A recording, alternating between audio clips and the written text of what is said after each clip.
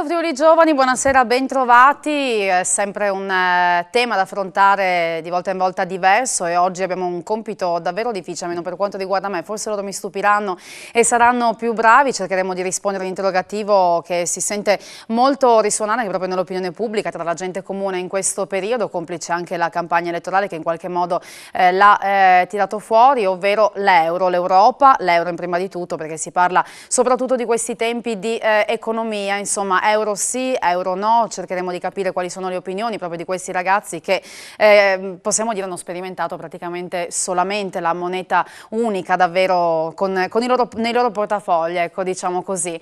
Giampaolo Izzo, sarà davvero un tema difficile. Buonasera intanto. Buonasera. Cosa possiamo prevedere da questa serata?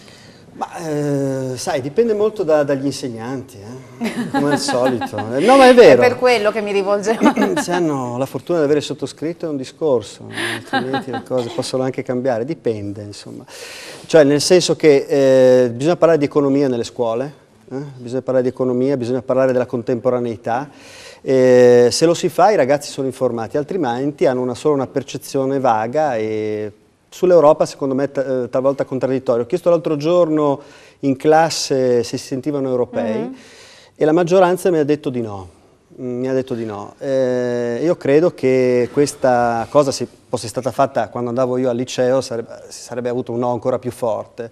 Nonostante che il processo di unificazione europea sia andato avanti con una moneta unica e tanti altri aspetti, questa Europa è ancora avvertita evidentemente come distante. Questo secondo me deriva da alcune contraddizioni, da alcune ambiguità che magari oggi affronteremo.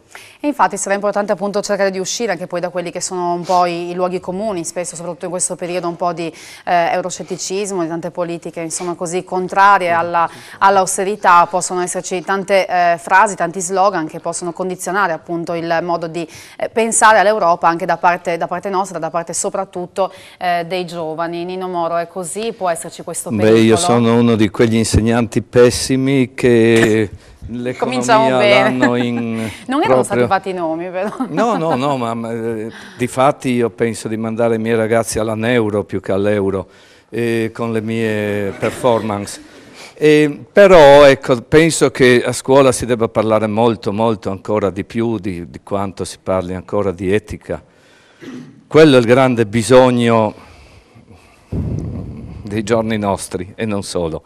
E penso che i ragazzi si sentono europei, si sentono, partecipano a tantissime attività di scambio e hanno gusto di partecipare. Forse in questo momento insomma, di crisi in cui molti sono in effetti pochi, hanno parlato seriamente di crisi, ma molti hanno accentuato e calcato la mano su questo, ventilando un'uscita dell'euro. Quindi i ragazzi, siccome di solito sono contro il più possibile, fanno anche bene, non è mica sbagliato essere contro. Quindi ci stanno su questo discorso. Quindi si trova terreno fertile in questo senso? Si trova molto terreno fertile, difatti un partito ha giocato molto su questo. Credo che... Beh, innanzitutto c'è da fare poi anche chiarezza e chiedo allora al professor Claudio Cressati, intanto ringraziandolo per essere con noi questa sera, quando appunto si dice usciamo dall'euro, l'Italia potrebbe uscire dall'euro, quanto c'è di effettivamente possibile? Cioè cosa dicono i trattati? È una possibilità che effettivamente potrebbe aprirsi per l'Italia, tanto per inquadrare un po' il problema concretamente, perché lo stesso Grillo, insomma si citavano poi appunto diversi partiti, ha parlato di referendum, poi ha fatto un passo indietro, insomma non si è ancora capito bene quale sia l'idea da questo punto di vista. Ma le conseguenze economiche di un'uscita dall'euro potrebbe meglio di me illustrarle il professor Pressacco. Però ecco quello che volevo chiederle se è possibile proprio, cioè se sia una cosa operabile. Dal punto di vista dei trattati l'uscita solo dall'euro non sarebbe possibile, è possibile invece giuridicamente uscire dall'Unione Europea. Uno Stato può ritirarsi dall'Unione. E dall'euro, solo dall'euro, giuridicamente no. Ma naturalmente il problema non sarebbe solo giuridico, sarebbe più che altro politico. E di conseguenza dobbiamo chiederci se politicamente, ma soprattutto in termini di benessere sociale, di condizioni di vita dei cittadini di uno Stato, ha senso uscire dall'euro. E dal mio punto di vista non ha senso uscire dall'euro, nel senso che quello che perderemmo in termini di ricchezza, di benessere, di sicurezza sarebbe estremamente grave. Diciamo, è stato calcolato che almeno diventeremo d'emblée del 30% più poveri. E di conseguenza, se la crisi, che tra l'altro non è causata dall'euro ma da fenomeni molto più ampi, ci ha già impoverito, uscire dall'euro vorrebbe dire letteralmente passare dalla padella alla brace.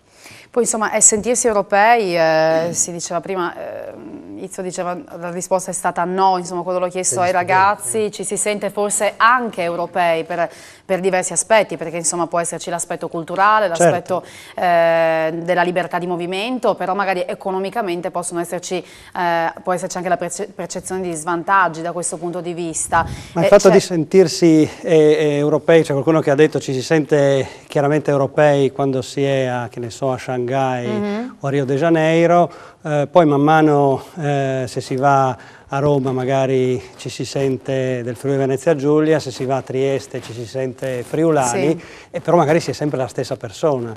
L'identità e il sentire di appartenere a una realtà non è monolitica, non abbiamo un'identità unica.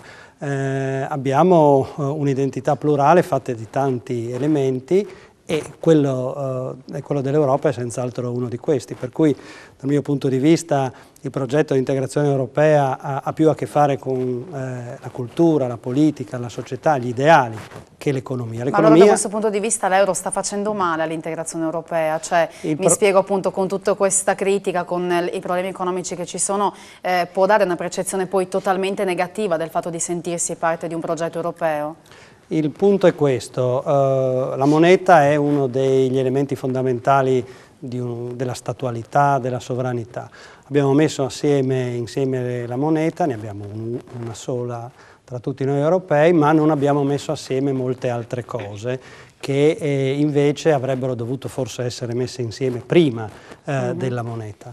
Però questo a questo punto è una riflessione un po' astratta, non possiamo tornare indietro senza pensare di non pagare pegno. Dobbiamo affrontare la situazione qual essa è, anche con gli errori che magari sono stati fatti in passato, ma per andare avanti, non per tornare indietro. Professor Pressaco, si diceva, veniva chiamato in causa appunto dal punto di vista economico, è davvero così? Non è colpa dell'euro se ci sono dei problemi economici o comunque insomma non del tutto? Bah, insomma, l'euro può forse dare la sensazione che ci siano meno gradi di libertà nelle politiche nazionali e questo è senz'altro vero. Non erano forse gradi di libertà che venivano gestiti in maniera virtuosa o intelligente, forse in passato hanno incoraggiato forse più la mediocrità o un adattamento al ribasso, diciamo, del sistema nazionale. Però fa anche comodo a un certo punto, come dire, scaricare le colpe di un sistema che indubbiamente funziona parzialmente, per essere anche, per usare un eufemismo, fa male cercare qualche colpevole. Insomma, io penso, è una cosa strana, insomma, l'italiano, proprio perché tra molti stati europei, perlomeno quelli che contano, l'Italia è quella che è arrivata più tardi al concetto anche pratico di una nazione nei tempi moderni. E quindi fino a pochi anni fa il cittadino italiano e anche il giovane italiano era il più entusiasta, diciamo, sostenitore dell'Europa e forse il più scettico a parte quando si giocava la partita della nazionale, invece sulla difesa e sulla considerazione dello Stato. Non occorre qua che rivanghiamo, insomma, gli epiteti di Roma ladrona, per modo di dire, o cose del genere. Ecco, sì. E quindi oggi, come dire, in un momento di difficoltà, ecco, si riscopre improvvisamente forse un patriottismo, non lo so. Invece, a mio avviso... Però c'è qualcosa di vero, cioè questo voglio dire, è un sistema comunque rigido, applicato a realtà diverse, c'è chi dice che è stata una... Questo è un altro paio di maniche, quindi certamente... economicamente parlando proprio, quanto c'è di buono e quanto c'è di non buono, se è difficile poi semplificare, però... No, ma sicuramente, allora... Cioè uscire dall'euro sarebbe una tragedia, questo le chiedo. Ma insomma, certamente, come dire...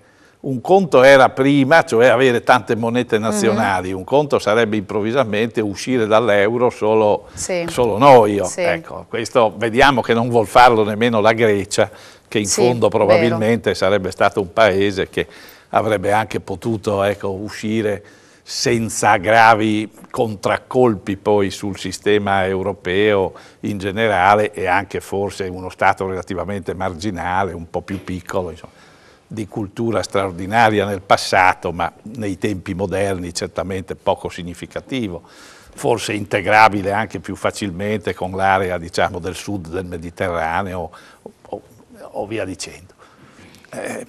Certamente l'euro, diciamo, le considerazioni economiche sono altre, cioè è evidente che però l'euro sottrae, l'euro e più in generale anche adesso l'Unione Europea, se abbiamo tempo di affrontare i problemi, l'euro sottrae sovranità monetaria evidentemente, perché non abbiamo più, ogni Stato non ha più la propria banca che batte moneta e che emette moneta. Certo. Sottrae soprattutto, non a tutti, ma soprattutto ai paesi poco virtuosi dal punto di vista del bilancio, e quindi che sono in debito e che spesso rischiano di andare anche in deficit, soprattutto in debito sappiamo l'Italia è largamente il peggiore, a parte la Grecia e il Portogallo adesso, dei paesi europei. Quanto a deficit, insomma, siamo anche in buona compagnia, ma gli altri hanno...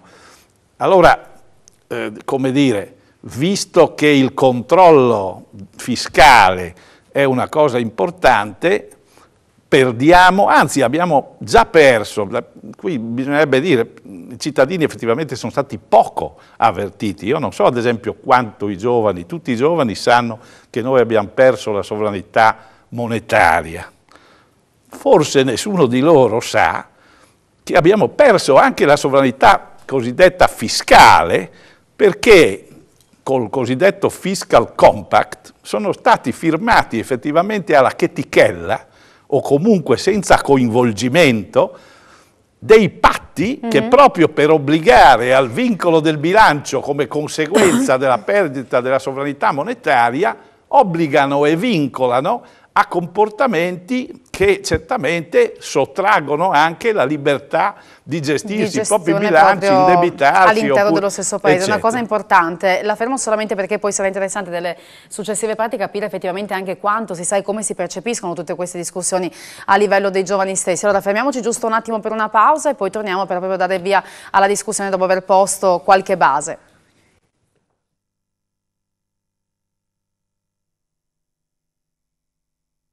Eccoci qua, ben trovati in nostra compagnia, seconda parte di Effetto Friuli Giovani. Stiamo parlando di Europa, partendo un po' dalla questione euro in particolare, ma abbracciando appunto proprio l'identità europea, sia essa o meno avvertita come propria, insomma, dai ragazzi che sono qui con noi questa sera. Alla professoressa Laura Sticoti, che saluto, e grazie per averci portato anche alcuni ragazzi dall'ISIS di Manzini di Cividale, di San Daniele, chiedo scusa. Volevo chiedere una opinione, diciamo, da comune o quotidiana, ecco, da questo punto di vista, quindi sicuramente ha percepito il passaggio dalla lira all'euro. Sì, certo. Cosa voterebbe se ci fosse un ipotetico referendum online o no? Io credo sì, ciecamente nell'Europa e ritengo che il passaggio all'euro sia stata una tappa obbligata e comunque positiva. Chiaramente nel quotidiano viviamo tutta una serie di problemi, però sono anch'io dell'opinione che non si possa imputare all'euro, così come all'Europa, quale entità estranea, insomma, la responsabilità. L'Europa è una realtà condivisa, ne facciamo parte e quindi abbiamo titolo, insomma, per... Lei si sente europea? Io mi sento assolutamente europea e ritengo che... Dopo sentirsi italiana, però cioè la prima sensazione... Sicuramente la partenza deve essere quella nazionale, però far parte di una realtà sovranazionale secondo me può offrire grandissime opportunità e ritengo che questi ragazzi siano agevolati, possano sentirsi più facilmente rispetto alla mia generazione europei, oltre che italiani. Però anche a me è capitato alcuni giorni fa di porre loro questa domanda, di sentirmi rispondere esattamente il contrario, cosa che mi ha stupita perché comunque anagraficamente sono quasi tutti scivolone più, scivolone meno, nati dopo Maastricht, quindi se non altro di Europa sentono parlare. A scuola l'Europa si studia, io non insegno discipline economiche, insegno materie umanistiche, però lo studio dell'Europa, dei suoi istituti, della sua formazione, nascita, è parte del curricolo di geografia, del biennio, quindi indubbiamente ne parlano, la studiano e la conoscono. E tuttavia la loro risposta è stata no, ci sentiamo italiani. Insomma, forse ci sente europei solo quando bisogna fare domanda di Erasmus, non lo so. Chi lo sa. Forse in quel momento lì ci si sente un po' europei. Cosa bolle in pentola? Buonasera a tutti. Allora, per me non si dovrebbe togliere l'euro, quindi io voterei no, perché penso che, come ha detto la professoressa, è stata una tappa obbligatoria l'euro, non solo in Italia ma anche in altri paesi. Penso che la crisi al giorno d'oggi non è grazie all'euro, ma bensì grazie a chi abbiamo al vertice, quindi a chi ci sta governando. E stiamo pagando i debiti e gli errori non solo dei politici ma anche nostri, penso. In che senso? Perché abbiamo gestito male molte situazioni che potevamo avere in mano, anche questa volta, anche le votazioni secondo me, anche di pochi giorni fa l'hanno dimostrato, perché siamo andati a votare, ok, avevo detto anche l'altra volta, per protesta, per far capire che bisognava andare a casa, però adesso ci ritroviamo in una situazione dove non sappiamo più dove sbattere la testa, soprattutto noi giovani, perché non abbiamo più un punto di riferimento.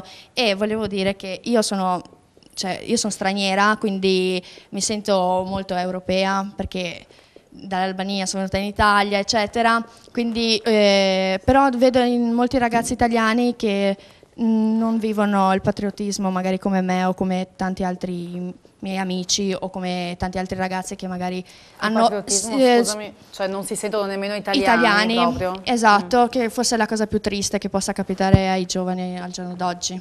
È vero, poi non so, c'era qualcun altro che voleva intervenire sul tema per capire un po' se vi sentite effettivamente. Chiedo a te, Roda, che sei qua vicino, ti senti europeo? Faccio questa domanda direttamente. E se potesse esistere un'Europa comunque identitaria, unita, senza moneta unica, ti piacerebbe di più? Beh, senza moneta unica non ci sarebbe gruppo, quindi è Europa, almeno così la vedo. E per quanto riguarda invece il sentirmi europeo, sì, perché comunque sento molti ragazzi che hanno parenti nell'Europa, quindi diciamo provenienza europea, cioè alla fin fine l'Europa non è...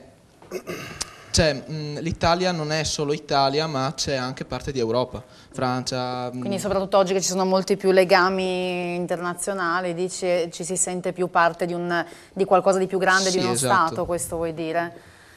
Ma sembra effettivamente che poi sentirsi europei sia molto un concetto vago, vero professor Rizzo? Cioè, questa è l'idea, se ci sente europei, ci sente magari... Io ho sentito 2 o 3 interventi, la sensazione è quella che all'inizio ho dato. Secondo me di economia si parla molto poco a scuola. Si parla di sistemi, di valori, di appartenenza, eccetera, eccetera. Poi dopo, ripeto, bisogna spiegare che cos'è l'Europa. È vero, accennava prima il professor Pressacco, cioè dietro a una moneta ci deve essere un'economia. È vero che la crisi è stata, diciamo, mondiale e quindi ha avuto tante concause, tante fasi. In questo momento la stiamo vivendo e in questi giorni è proprio così, perché c'è il calo oltretutto della borsa e l'innalzamento dello spread, il fatto che l'euro è in crisi. Perché è in crisi? Bisogna spiegarglielo. Bisogna spiegarglielo. Perché è in crisi? Perché dietro una moneta, quando è stata fatta questa moneta, non si sono fatti degli errori, cioè se c'è una moneta ci deve essere un'economia. Il problema è che ci sono economie a diversa velocità. Finché le cose andavano abbastanza bene, questi problemi non sono emersi. Adesso che le cose vanno male a livello mondiale, questo problema è emerso. La nostra non è ha un'economia, come accennava il professore, che ha un deficit alto, cioè abbiamo un debito alto, ma abbiamo un altro problema che forse è ancora peggiore, che abbiamo un PIL basso, cioè la produttività. Ecco, sono tutti e due gli aspetti che vanno curati. La moneta è semplicemente una, diciamo così, una manifestazione, non è la causa, no? E Aurora, perdonami, è troppo semplice dire il politico locale, eccetera, eccetera. Qua il problema è molto più, diciamo, complesso, anche il politico locale è molto più complesso. Ora, analizzato in questo senso, l'euro appunto sta pagando, manca una banca centrale che stampa moneta, manca un esercito, cioè si è pensato ad un'Europa ambiziosa, ma non si sono fatte, diciamo, l'impalcatura in maniera stabile. Peccato. Possiamo mettere mano, io sono assolutamente per rilanciare, diciamo, da questo punto di vista, con grande decisione, anche perché credo che l'Europa ci possa aiutare a mettere mano ai conti, altrimenti da solo secondo me non siamo in grado. Peccato perché l'Europa è nata, va ricordato anche questo agli studenti, ai ragazzi, ai telespettatori, è nata come manifestazione simbolo di pace all'indomani della Seconda Guerra Mondiale, è lì che si è gettata le basi. Ed è partita effettivamente solo ed esclusivamente quando è caduto il muro di Berlino, dopo l'89, è lì che si è accelerato il processo. Però c'è qualcosa che non torna se i ragazzi qua e là dimostrano di non sentire tanto questa appartenenza. Cioè, sono un po' d'accordo con il prof. Izzo, un po'. Però penso che appunto lei prima ha detto il nostro PIL è basso ed è uno svantaggio per l'Italia netto, e i giovani soprattutto adesso noi li vediamo sempre che escono all'estero per trovare lavoro, la maggior parte. Questo perché? Perché non c'è spazio, quindi non è che sbagliamo noi. Io vado a cercare lavoro, mi dicono, boh, dammi l'esperienza, vabbè, ok, sono appena uscita dalla scuola, che esperienza devo avere? 1. 2, gli altri ragazzi dicono, ma io ho un'idea, la voglio realizzare. Certo, anche l'altra volta abbiamo detto, se sei determinato arrivi fino alla fine, ovvio, ma se abbiamo certa gente che lavora fino agli 80 anni, che non se ne va e non mi lascia il posto, io dove vado?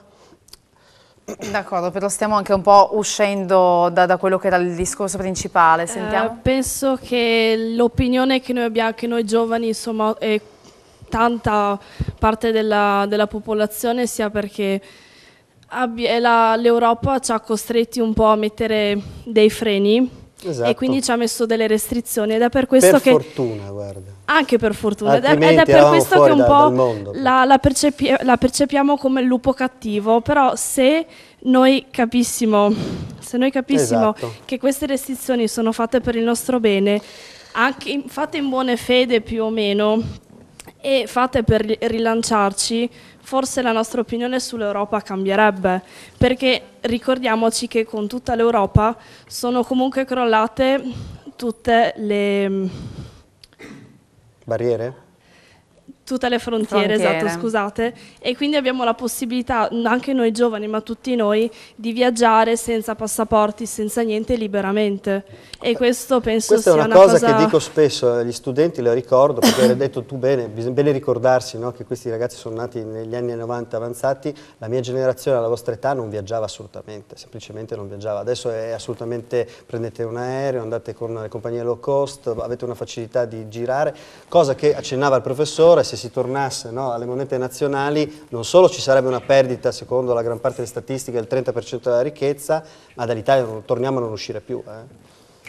Sì, quello che mi rimane un pochino questa sensazione che l'aspetto positivo che viene sottolineato un po' da voi giovani sia un po' sempre questo, cioè il fatto di sentirsi europei sì, per sfruttarne, tra virgolette, questo vantaggio comunque di grande libertà che ne deriva, però sentendo appunto quello di cui si discute in questi giorni, riuscite a farmi un'idea, cioè se veramente voi foste chiamati a scegliere se rimanere nell'ambito di una moneta unica o no, cosa fareste? Non so chi ha il microfono adesso. Cioè, allora, secondo Ti sentiresti di avere le basi soprattutto per valutare no. questa decisione? Cioè, io di Europa so veramente poco. Cioè, tralasciando il punto di vista geografico, non mi è stata data nessuna impostazione a scuola per poter scegliere euro sì, euro no, per poter dire l'Europa è stata una bella causa o meno. Quello che so me lo sono andata a cercare io per volontà mia, per desiderio di conoscenza, perché sennò i nostri professori tendono all'omertà. Addirittura. Dio, non sarà proprio un atteggiamento, è omertoso, annuisce. Guarda, non l'avessi detto lì. No, ho capito, però dico omertoso, insomma. Io mi faccio un sacco di amici, tolte no? le eccezioni, io mi faccio un sacco di amici, no? Come tu vedi, però il punto è questo, che come in tutte le categorie c'è chi insegna bene, chi insegna altro. Però ripeto, l'ho detto diverse volte, vedi, sì, nella crisi economica si deve parlare di più, ma siamo d'accordo, però omertà è un'altra cosa, cioè sembra che ci sia quasi un disegno preordinato per non parlare di certe cose. Lei secondo me voleva dire che si svicola. Sì, cerca di non parlare. Non ti danno mai, fai una domanda sull'argomento e loro svicolano, vedi? Non c'è tempo. Ma vedi l'insegnante come capisce. E sarebbe importante comunque che questa sera ci fosse la possibilità proprio di viverla come domande, perché comunque abbiamo anche la possibilità di avere due professori che sono esperti sul tema, quindi mi piacerebbe che la viveste anche come una cosa, come un'occasione per capirne qualche cosa di più da questo punto di vista, cioè se effettivamente ci sono dei dubbi che avete sull'euro e sull'Europa in generale. Pubblicità, torniamo tra pochissimo, così intanto azioniamo le meningi.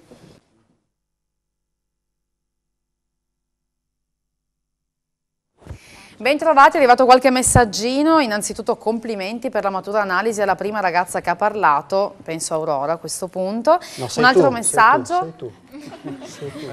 Io non sono ragazza. Non è colpa dell'Europa se il nostro PIL è basso, occorre mettere ordine nei nostri conti e cominciare ad eliminare gli sprechi indirizzando le risorse verso gli investimenti produttivi. Questo è un altro dei messaggi che sono arrivati. Il microfono, dove sta? Prego. Sì, buonasera. Io volevo fare un piccolo passo indietro alla domanda di prima perché mi preme rispondere alla domanda appunto siamo italiani o siamo europei, un piccolo, giusto un minutino. Il problema secondo me proprio degli italiani è il fatto del patriottismo, cioè non c'è mai stato del vero patriottismo come vediamo in America, come vediamo anche in Francia, in Inghilterra o in Australia, che ci sono stato e veramente laggiù il patriottismo è veramente immenso, laggiù la loro bandiera la baciano. Qua in Italia la baciamo quando segna l'Italia. Esatto, si vincono i mondiali. La domanda, mi sento italiano, mi sento europeo, è un po' difficile. Sì, mi sento italiano, ma relativamente. Cioè io sono friulano, mi sento più friulano che italiano. Cioè, scusami se ti interrompo, tu credi che proprio il fatto cioè che ci sia una difficoltà da parte dell'italiano a sentirsi parte di qualcosa di più grande? Perché teoricamente un patriottismo accentuato potrebbe essere anche contrario a sentirsi europei, invece secondo te non c'è proprio. Manca proprio questa predisposizione. Esatto, manca già la predisposizione a sentirsi italiani, in più a sentirsi europei ancora peggio. Perché bene o male l'Italia è giovane. È vecchia ma è giovane, è relativamente vecchia perché siamo nati 150 anni fa, prima siamo stati separati fin dalla nascita e secondo me c'è ancora il segno di questi muri che ci dividono. Quindi è brutto ma purtroppo è così. E dopo la domanda appunto l'euro sì o l'euro no, a me ovviamente è entrato l'euro quando avevo imparato a contare le lire, quindi mi hanno fregato. Comunque, come ha detto la Margaret Thatcher, che lei agli anni, quando si decideva appunto negli anni 80, 80, 90, che si decidevano per l'euro a Londra, lei ha detto no, l'euro noi non lo vogliamo, siamo nell'Unione Europea ma la sterlina ce la teniamo.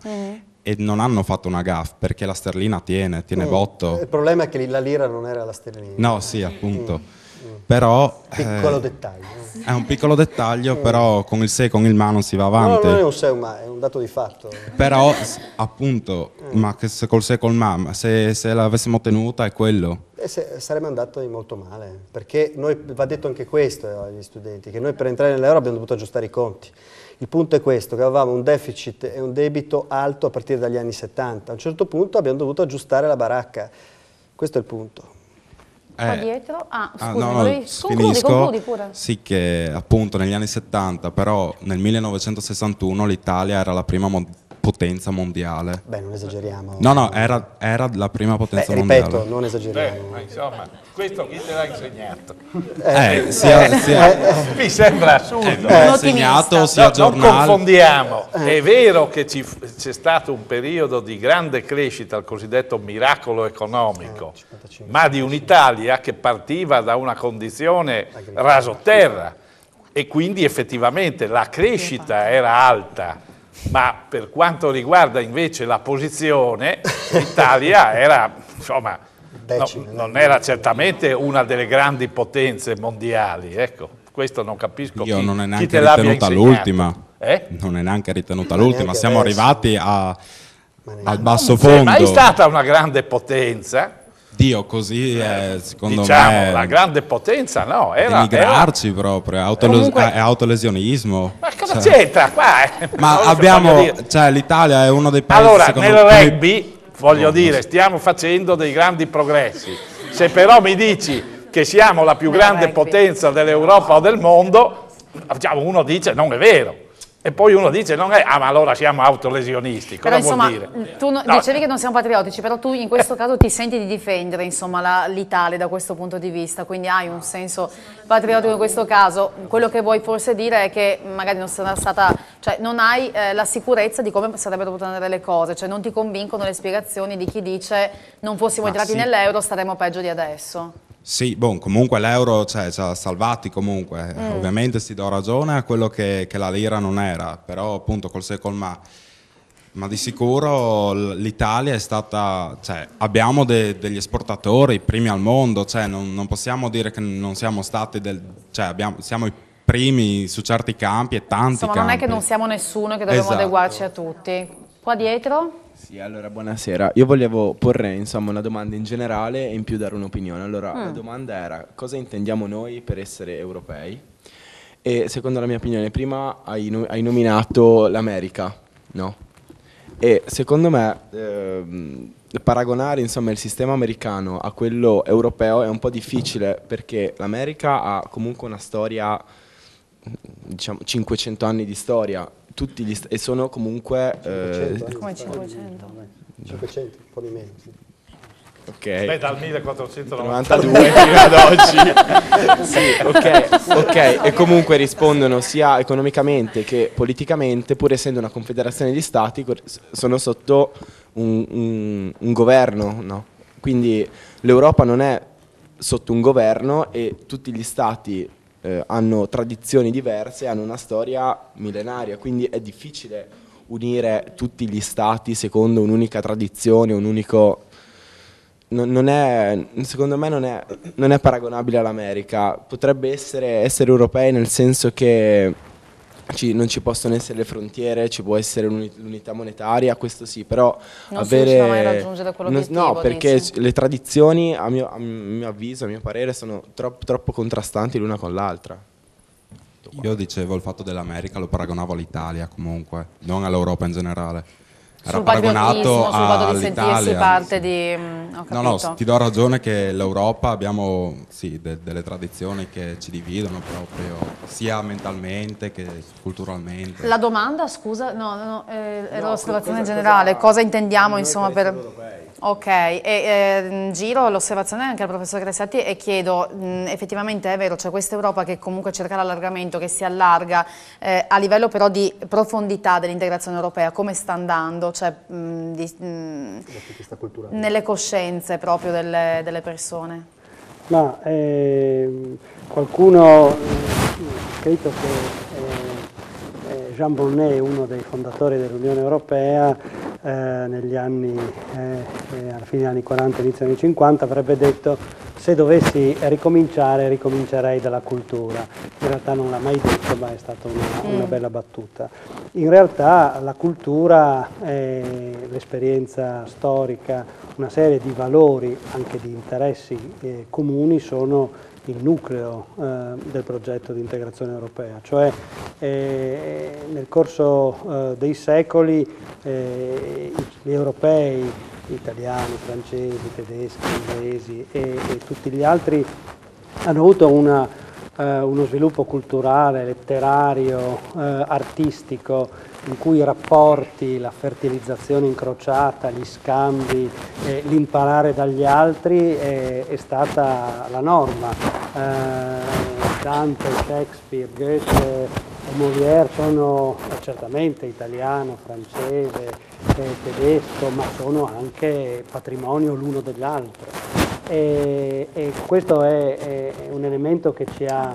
Dobbiamo far passare, scusate, passate il microfono un istante perché abbiamo qualche problema, grazie, scusate. E questo ci ha fatto crescere e ci ha fatto diventare, in termini anche di ideali di democrazia, di libertà, di autodeterminazione dei popoli, quello che siamo oggi. Ma nel contempo c'è anche una serie di interessi comuni, concreti, in un mondo che è sempre più globale, che di conseguenza per certi aspetti è sempre più ampio, ma per altri è sempre più piccolo. Però com'è possibile che dei ragazzi che sono nati con l'Unione Europea non riescono a sentirsi, se non europei, anche europei? Ma infatti diciamo. il problema non è avere, come dicevo prima, un'identità esclusiva. Io mi sento solo di Farra di Sonzo, visto che sono residente in quel comune, okay, e basta. Sono certo di Farra di Sonzo, ma sono anche udinese, friulano, italiano, europeo e anche cittadino del mondo incidentalmente. E di conseguenza l'identità è qualcosa di molto più ricco. E anzi uno dei problemi della storia europea, in particolare della storia europea della prima metà del Novecento, è stato proprio il tentativo di tanti stati, di tanti leader politici, i peggiori, proprio di avere un uomo o una donna ad un'unica dimensione. Dovevi essere soltanto una cosa e non gli altri. Ecco, il processo di integrazione europea proprio ci vuole, è una possibilità di arricchirci anche dal punto di vista Però pare che culturale. nel mosaico, diciamo, delle identità di questi ragazzi la tesserina europea sia forse la più piccola. Non ha questa sensazione, anche magari confrontandosi con i suoi studenti Diciamo, dipende da molti fattori, senz'altro l'Italia... Forse in Italia complessivamente parlando si è investito e si investe poco dal punto di vista finanziario e non solo finanziario sulla scuola, sulla formazione civica e civile in senso generale. E questo è male per l'aspetto diciamo, della coscienza europea, ma anche per l'aspetto della coscienza nazionale o statale o anche di quella della comunità locale. Prego. Io volevo solo esprimere una mia opinione sul punto di vista e su come ci sentiamo europei. Cioè, noi in Europa ci possiamo sentire uniti solo attraverso la moneta, perché, come ha detto prima lei, la cultura è diciamo diversa per ognuno, da regione a regione, da comune a comune.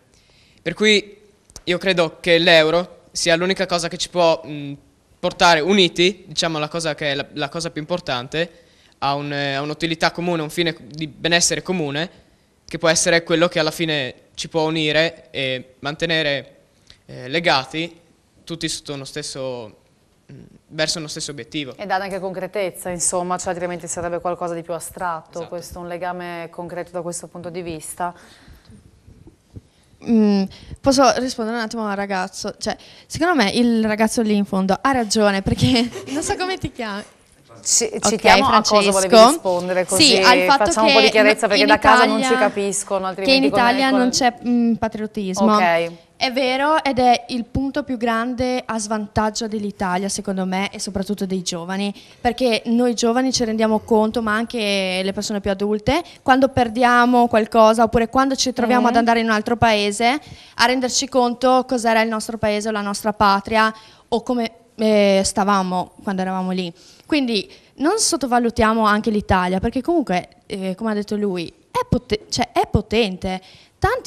Basta vedere anche il numero degli stranieri che ci sono qua. Comunque io sono la prima a dire che sono qua, e l'Italia... E ti sembra quasi di apprezzarla più di altri? Io l'apprezzo molto di più sicuramente di certi italiani, ma non perché magari io mi sono trasferita o altro, ma perché forse ho visto con i miei occhi da più vicino in altra maniera che l'Italia ha qualcosa in più, magari rispetto ad altri paesi. E volevo dire anche un'altra cosa, ragazzo qua, ecco, che secondo me non serve una moneta per unire dei stati. Perché, come dicevo prima, l'euro toglierlo o no, per me non serve toglierlo, anche perché appunto aumenterebbe comunque la nostra povertà, che già non c'è limite a questo. Però dico, peggiorerebbe molto le cose, e se ci dobbiamo sentire uniti cominciamo dalla cultura, o comunque proprio dal nostro spirito, tutti gli stati europei, ad unirci a qualcosa di molto più profondo che una moneta. Quindi dovremmo cominciare in teoria da zero. Non lo so. No, è troppo difficile, non ci riusciremo mai. Professor Pressacco, è così, senza moneta... Intanto, come dire, mi sembra troppo radicale questa idea che ci unisca solo la moneta e che la cultura sia completamente diversa. Cioè, insomma, mi meraviglio che la scuola non riesca, è vero che si studiano evidentemente molto di più per vari motivi i poeti italiani o i musicisti italiani, eccetera, ma l'idea che non ci sia una cultura europea mi sembra, come dire, strampalata quantomeno.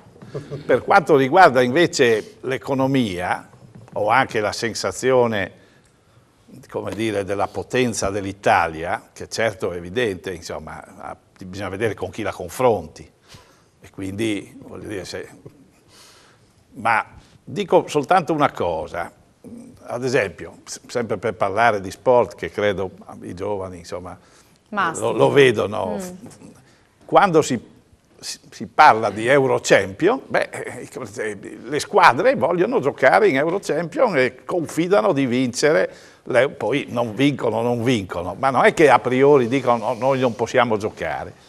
In Italia c'è un latente pregiudizio abbastanza diffuso che dice noi non possiamo competere in condizioni rigorose, abbiamo bisogno di svalutare ogni 5 anni la lira. Ecco, questo secondo me sarebbe come se uno dicesse io non posso giocare in Eurochampion, mi accontento di giocare nel campetto della parrocchia. Cosa strampalata a mio avviso. Ecco, qui io vedo la debolezza del sistema, che proprio perché dovremmo essere orgogliosi, è un discorso che dovremmo rifiutare. Cioè, l'idea di dire siamo forti e siamo bravi si deve tradurre non nell'umiliarci, nel dire non riusciamo a stare con gli altri e quindi stiamo isolati, ma proprio anzi nel dire siamo in grado di essere competitivi. Dunque la sfida oggi del Paese è quella di essere competitivo con i migliori degli altri. Ecco, questo mi pare che ci sia poco nel sistema Ha usato un'immagine italiano. efficace. Un altro messaggio dice: dovremmo spiegare a questi ragazzi che la crisi dell'Italia non dipende dalla nostra presenza nell'euro, ma dal fenomeno della globalizzazione. Le nostre produzioni manifatturiere a basso costo vengono oggi fatte in nazioni emergenti con costo manodopera più basso, e da qui nasce la crisi. Andiamo in pubblicità, ci ritroviamo tra pochissimo.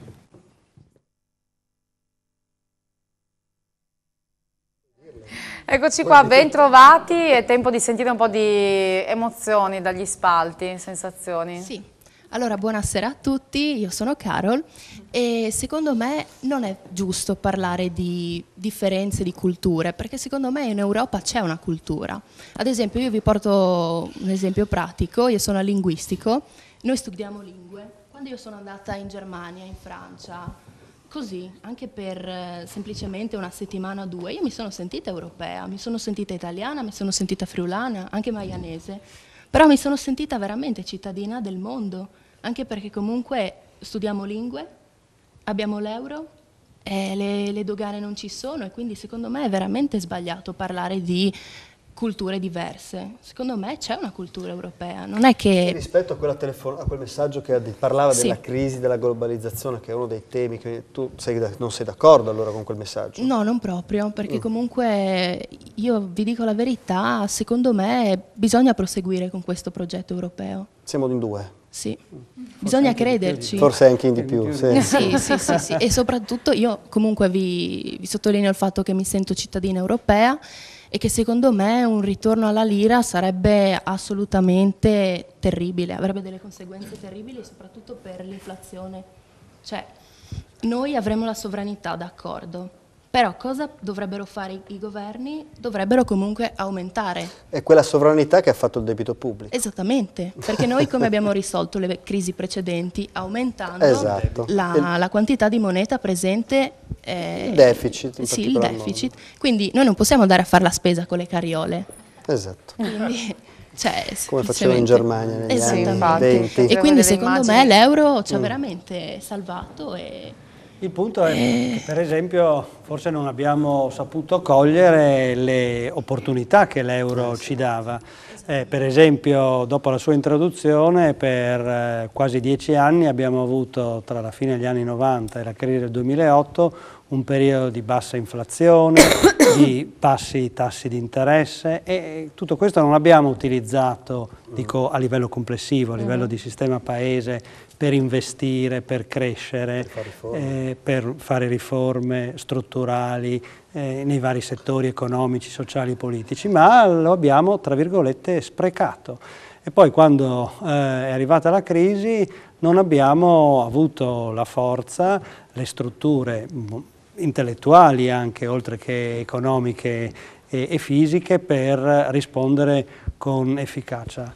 Guardiamo quello che hanno fatto non solo i famosi tedeschi, ma nel loro piccolo anche i belgi, che pur con tanti problemi interni, basta vedere il rapporto Valloni e Fiamminghi, sono riusciti a scendere dal 130% di debito fino all'85%, e adesso, anche se il debito è risalito anche per loro, sono comunque ben sotto di noi. E questo lo hanno fatto mentre noi ci occupavamo di altro non proprio produttivo. Beh, intanto buonasera a tutti. Poi voglio dire che mi sono trovata d'accordo con tutto ciò che hanno detto tutti. Caspita, che mente onnicomprensiva. Sono d'accordo sul fatto che ha detto Carol, che più o meno comunque le opinioni si assomigliavano. Sono d'accordo sul fatto che dobbiamo rimanere sia nell'euro che nell'Europa. E poi con ciò che ha detto Carol, che noi linguisti, studiando una lingua, automaticamente ci ritroviamo in quella cultura.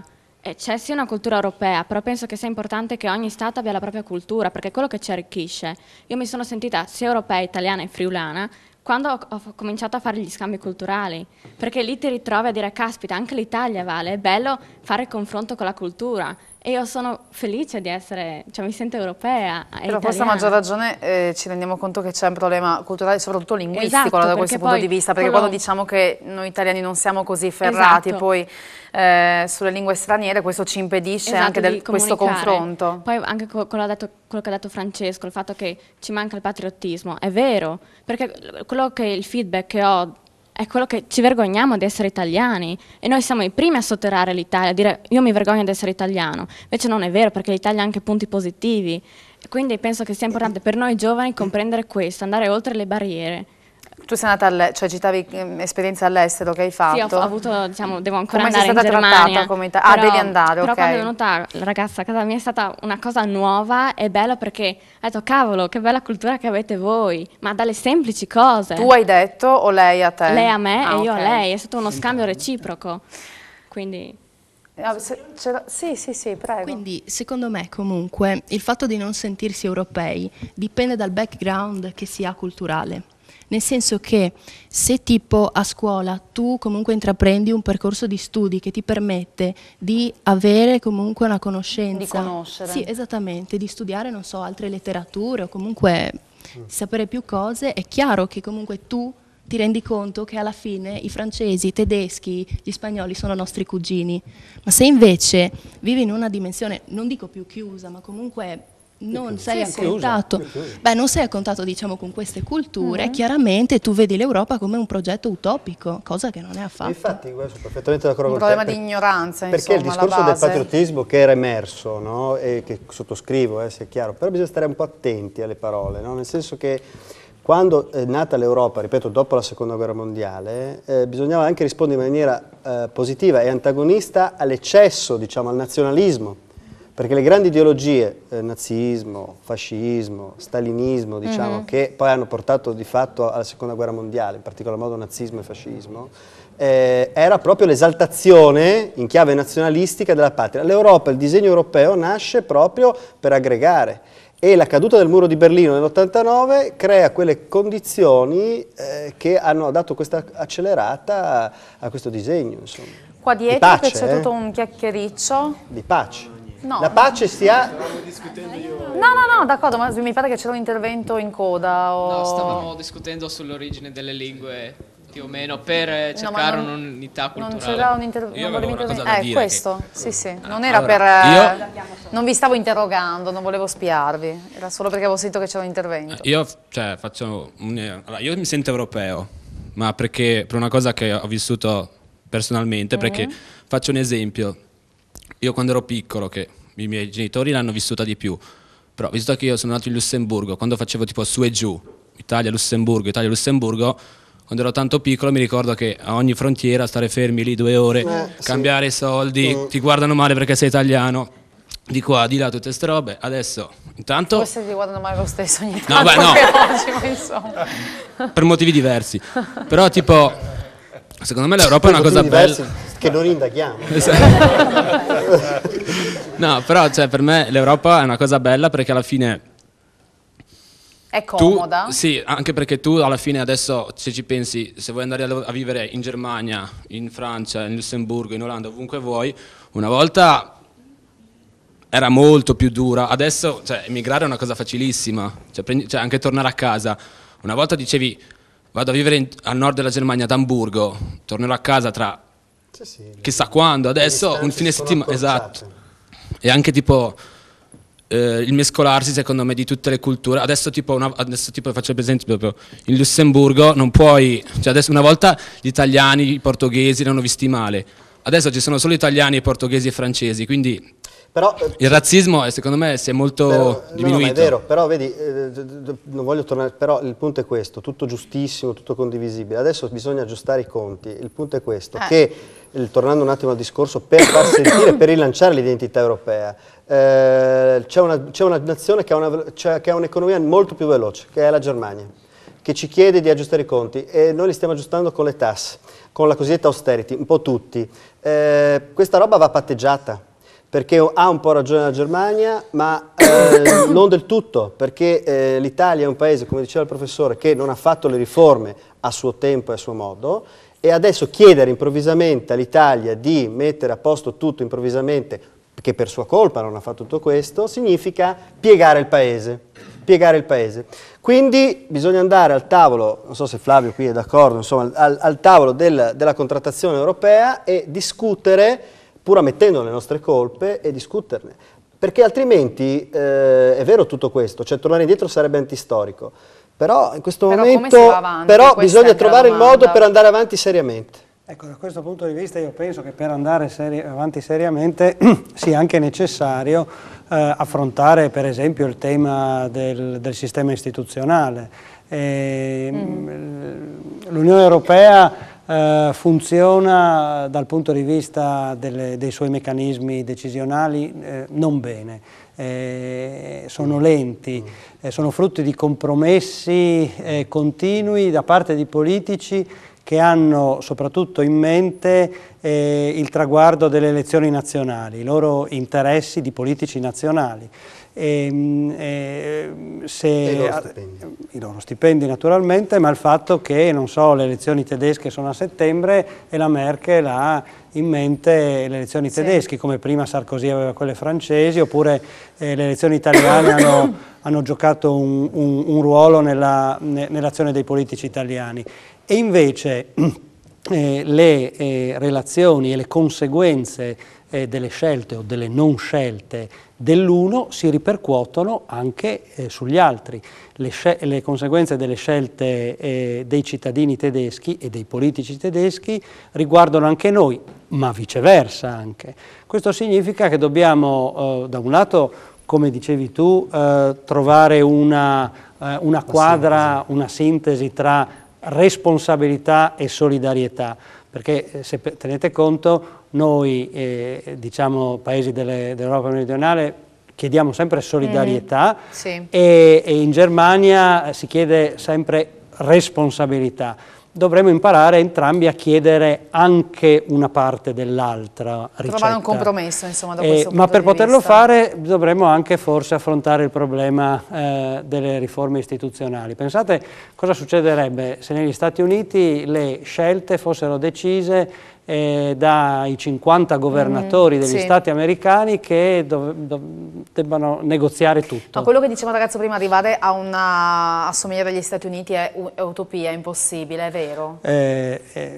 Io penso che l'integrazione europea abbia dei percorsi che non sono tout court assimilabili a quella di una federazione come quella americana. Io penso che sia giusto che l'Europa vada verso una federazione, sono un federalista europeo, ma penso che il livello di integrazione, il mix tra particolare e generale in Europa sarà diverso da quello che quindi è stato negli Stati Uniti. Però alcune scelte fondamentali sarebbe molto più razionale farle assieme. Basta pensare questo: l'Europa, collettivamente parlando, è la seconda potenza in termini di spesa militare del mondo, ma in realtà dal punto di vista dell'efficienza della forza militare, essendo divisi in 28 eserciti nazionali, siamo quasi impotenti e di conseguenza sprechiamo una quantità enorme di risorse, cioè non le utilizziamo in modo efficace, e questo naturalmente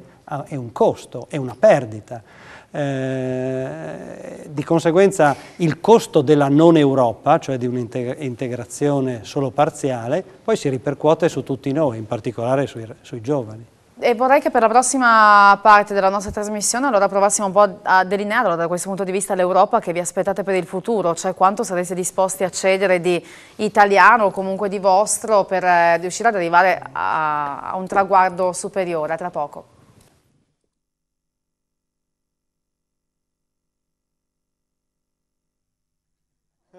Bentrovati, subito con questa ragazza. Buonasera, io sono assolutamente d'accordo con l'ultimo intervento che è stato fatto e ritengo anche che il nostro senso di appartenenza all'Europa o il nostro fatto di essere italiani dipenda senza dubbio dal fatto che soprattutto negli ultimi anni questa Europa si è distinta soprattutto per il fatto che, come tutte le istituzioni politiche, è diventata un soggetto tra virgolette astratto, quindi un qualcosa di lontano da noi, dal nostro modo di vivere e di pensare molto spesso. Ritengo che questo abbia influito molto, quindi si è creata una sorta di cupola di cristallo dal quale siamo estranei molto spesso. La percepisci come qualcosa di lontano, insomma, che vada ad interferire direttamente con la tua vita. Queste persone, questo gruppo di persone molto limitato che prende delle decisioni però molto importanti che influiscono sul destino e anche sul presente di noi tutti cittadini. Quindi.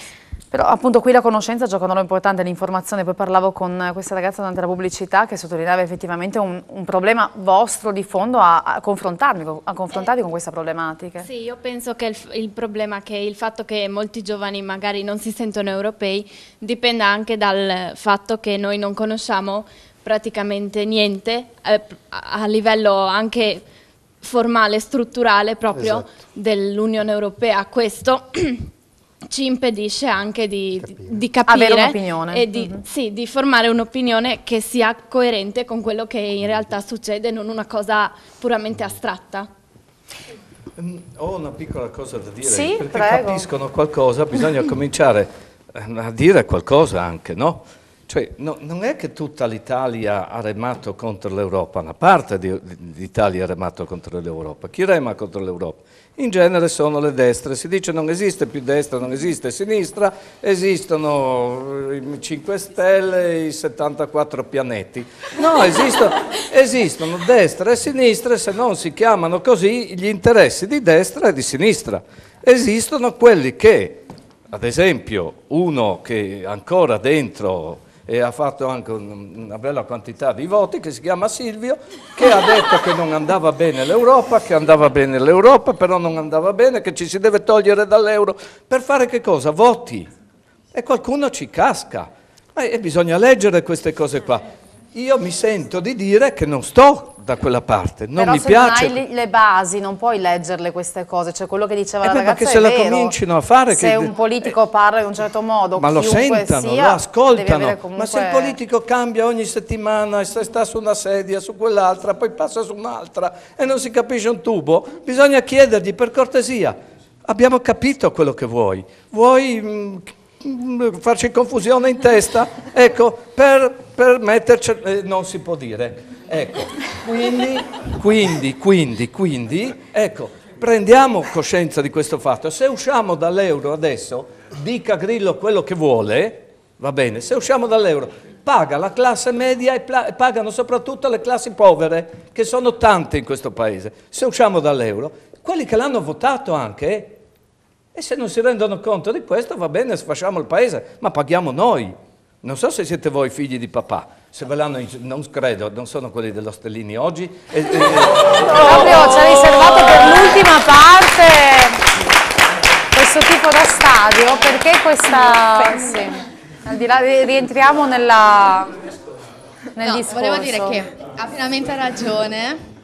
Cioè io sono pro Moro sempre, non solo per lo Stellini, però penso che è la nostra ignoranza. Però non vale perché comunque non sono presenti. No, ma li vogliamo bene perché direi che abbiamo fatto sono nostri amici. È stata un po' una caduta di stile, devo dire la verità. Comunque vabbè. Però penso che grazie alla nostra ignoranza noi, parlo di classe politica e di tutti, ci troviamo a questo punto qua. Io ce l'ho qua a morte con i politici, mi dispiace, ma proprio non li sopporto più perché basta, hanno pienamente stancato per un solo motivo, perché fino ad oggi noi chi li ha votati ha pagato, ha pregato, ha ascoltato fino alla fine ed ha fatto cioè, tutto il possibile per riempire le loro tasche e non le proprie.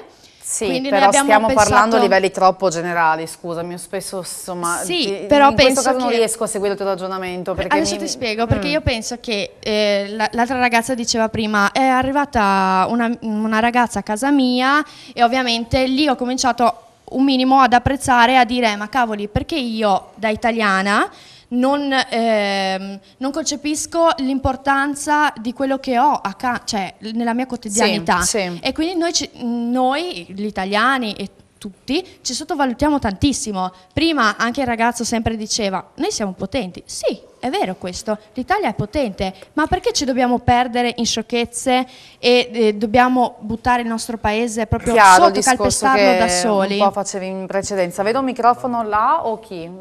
Beh, intanto sentiamo la ragazza. Io volevo dire che molto spesso si dà la colpa di questa crisi all'euro, ma in realtà c'è stato un momento, il passaggio, in cui alcuni hanno approfittato per aumentare i prezzi delle merci e di altri prodotti e quindi secondo me non è da incolpare l'euro per... Ma come è stato gestito, dici, sì, quindi? Che c'è stata un'approfittazione del momento di debolezza magari anche delle persone che non riuscivano a capire quanto valeva l'euro e quanto valeva la lira e quindi si è creato anche all'inizio un problema.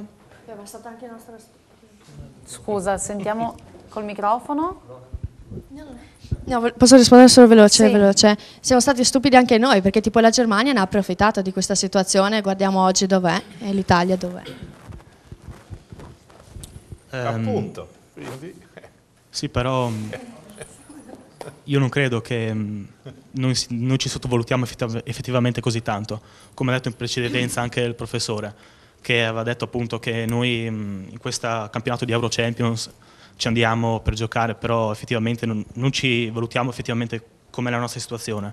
Io credo che l'Italia si valuti effettivamente com'è e si valuta piuttosto bene. Il problema sono gli altri stati, sono loro che non ci danno fiducia. Questo è ciò che ci fa perdere molta credibilità dal punto di vista internazionale. Non ci diamo fiducia perché non ce la meritiamo. Non siamo in grado, noi non abbiamo fatto, una riforma. No? Guardiamo il debito. Ma come mai l'Italia è l'unico paese che ha questo debito altissimo? Perché la Grecia non ce l'ha. Infatti la Grecia la stavano mandando. L'hai detto specificatamente unico. La Grecia non siamo l'unico, anche la Grecia ha grandissimi debiti, così come la Spagna. Certo, ma infatti la Grecia era ridotta. Hai presente com'è ridotta la Grecia? Appunto, ma lui chiede come mai tutti i paesi periferici hanno questa problematica, cioè vuol dire l'hanno gestita... È stato un caso o... Evidentemente hanno un altro tipo di disciplina. Non so, sarà questione che vivendo al mare si sta meglio, non lo so. Sì, ma io effettivamente non vedo come le nostre aziende si sottovalutino. Anzi, io credo che si pongano piuttosto bene dal punto di vista internazionale, perché siamo... Ragazzi, bisogna essere competitivi. Nel mercato mondiale bisogna essere competitivi. Sì. L'allargamento del mercato rappresenta una grande opportunità, solo che diventa anche molto più difficile. Certo. Devi essere competitivo, quindi devi produrre a bassi costi. Siamo l'unico paese dei primi 8 paesi al mondo che non ha energia nucleare. Paghiamo molto di più l'energia, questo è un fattore. Paghiamo moltissimo il costo del lavoro, abbiamo una tassazione elevatissima, abbiamo un'evasione fiscale elevatissima. Cioè, sì, ma tutti va fatta una serie di riforme per essere più competitivi. Sì, ma questi non sono problemi delle aziende e neanche dei grandi gruppi industriali. Sono problemi anche a caduta dell'azienda. Sì, certo, ma non sono stati loro a causare, è stata la classe dirigente. No, non è la classe dirigente, è il paese. Chi è che ci governa? Le aziende oppure i politici che sono a Roma? Quello che tu stai dicendo, la classe dirigente è tutta, no? Non possiamo non dire solo la classe che la classe imprenditoriale non sia parte della classe dirigente del paese. No, perché sennò passa, attenzione ragazzi, poi il luogo comunismo è micidiale, questa cosa che la classe dirigente sia qualcosa, no? Oddio, no, ma io non sto assolutamente dicendo questo, gli stipendi e pensiamo di risolvere la crisi economica in questo modo? No, assolutamente, però c'è differenza da dire l'Italia non si merita assolutamente fiducia e l'Italia è male perché c'è la classe dirigente, cioè non so se mi sono spiegato in questo mio discorso. Io penso che appunto non ci danno fiducia sul mercato internazionale, però noi ce la possiamo anche meritare questa fiducia, perché ci sono diversi gruppi industriali in Italia che cercano di mandare avanti nonostante la crisi, fanno sacrifici, fanno grandissimi sacrifici. Eppure cercano di mandare avanti.